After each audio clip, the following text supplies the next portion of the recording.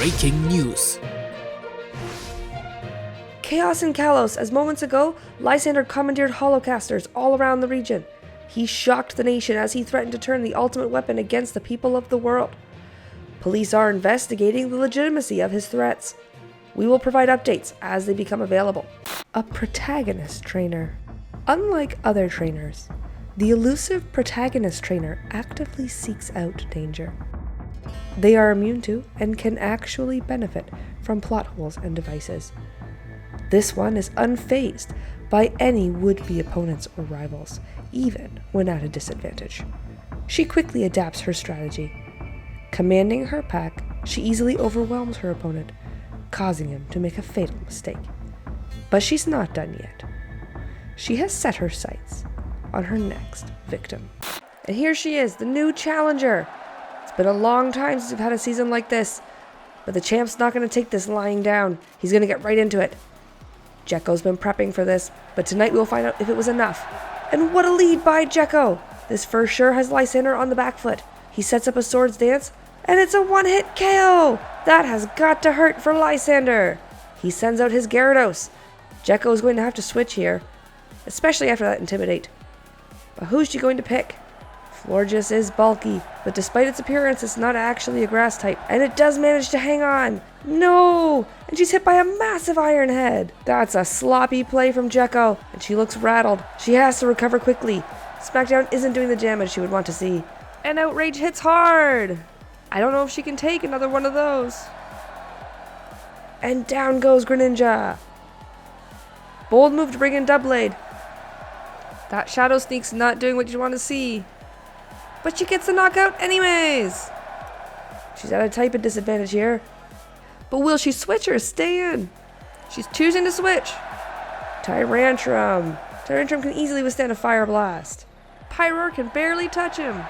And fire back with a super effective Earthquake. And down goes Pyroar. Against Murkrow, she already has a type advantage. That foul play hit hard. Is Tyrantrum strong enough? And she pulls it out! The crowd's going wild! This protagonist trainer has found herself in someone else's territory. But that is quite by design. She's been spotted. But she isn't fazed. In fact, she has come prepared. She is immune to Swalot's poison and easily dispatches her prey before moving on. She plans to claim this territory as her own. Unfazed by the traps and distractions around the room, she easily makes her way through. But even she gets tired. Finding a safe place, away from prying eyes, she recharges before continuing.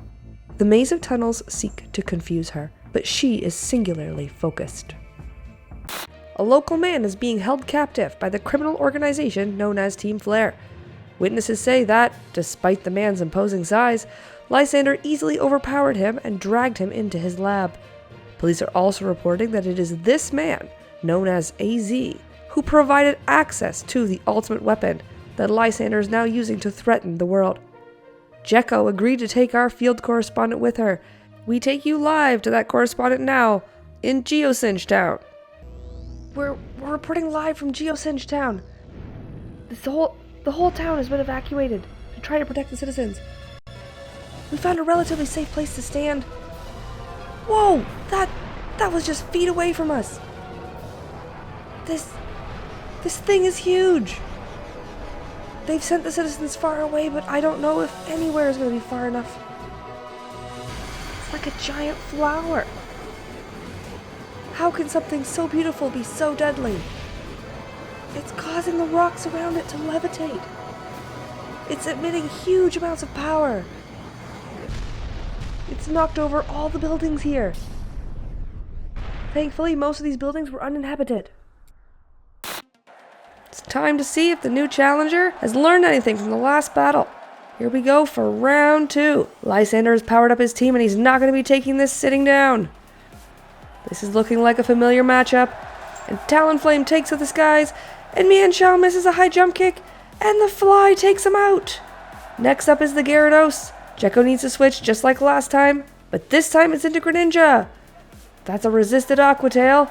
She's still going for the smackdowns, which are doing even less than last time. And here comes the Outrage. But now she's sending out her Florges. Those outrages aren't going to do anything now. That Petal Blizzard did a good chunk of damage, but that Iron Head hit back hard. She won't take another one. Looks like she's opting to help other teammates with a wish instead of trying to do more damage. And down goes Florges. And here's the Doublade once again. It proved itself last time. Can it do it again? Oh, that's not doing anywhere near enough damage. And here comes a super effective Earthquake. Thank goodness for that wish. Jekko's opting to stay in. And she gets the knockout. Against the Pyroar, she swaps back to Talonflame. That's a resisted Fire Blast. Does hardly anything. And here comes a Fly. Takes it down almost all the way. That Hyper Voice does good damage, but another fly seals the win. Next up is Honchkrow. Talonflame roosts for some health. Looks like Jekko's trying to stall with some roosts. Night Slash gets a critical hit. What's her plan here? The next Night Slash didn't crit and activated Flame Body. And she goes for a Flame Charge, chipping away at Honchkrow. The Night Slashes aren't doing anything now. One last Flame Charge takes it out. And that's the match! There are not many who would dare take on a criminal organization, let alone face a legendary Pokemon of destruction. But this is rather common for protagonist trainers. In fact, that was this one's goal all along. She is trying to convince this massive bird of death to join her pack.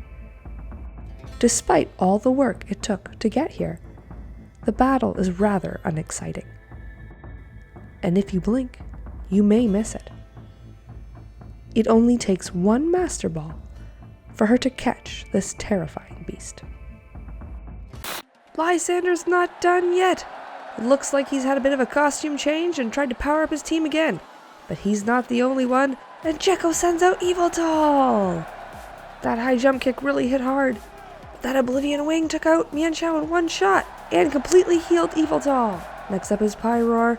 Jekko switches to Naruto, tanks that Fire Blast like a champ, and here comes the Water Shuriken. Can he make it to all 5 hits? He's been struggling with that all season. Looks like just 4 hits, and he survives the Hyper Voice and finishes off the Pyroar. Next comes Honchkrow, but he doesn't have enough health left.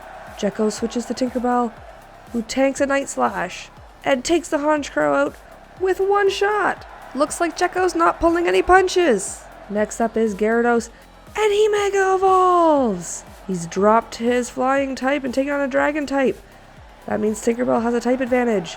But it doesn't matter, that Iron Head hits super hard. Jekko sends out Yveltal again. That Oblivion Wing does way less than expected, and that is one hard Aqua Tail. Another Oblivion Wing ends it.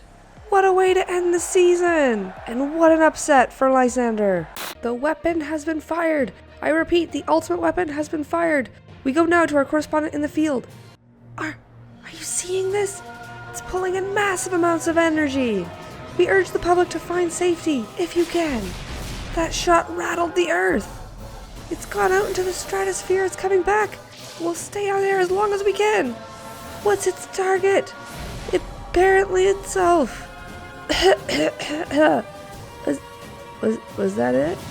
Well, that was kind of anticlimactic. The ultimate weapon has been destroyed. The nation can sleep peacefully tonight. Well, that was super fun. Really weird, but super fun. I hope you guys enjoyed it. If you did, consider leaving a like or a comment. And I would love to hear what you think and if you'd like to see more content like this. Hopefully I'll see you guys in the next one.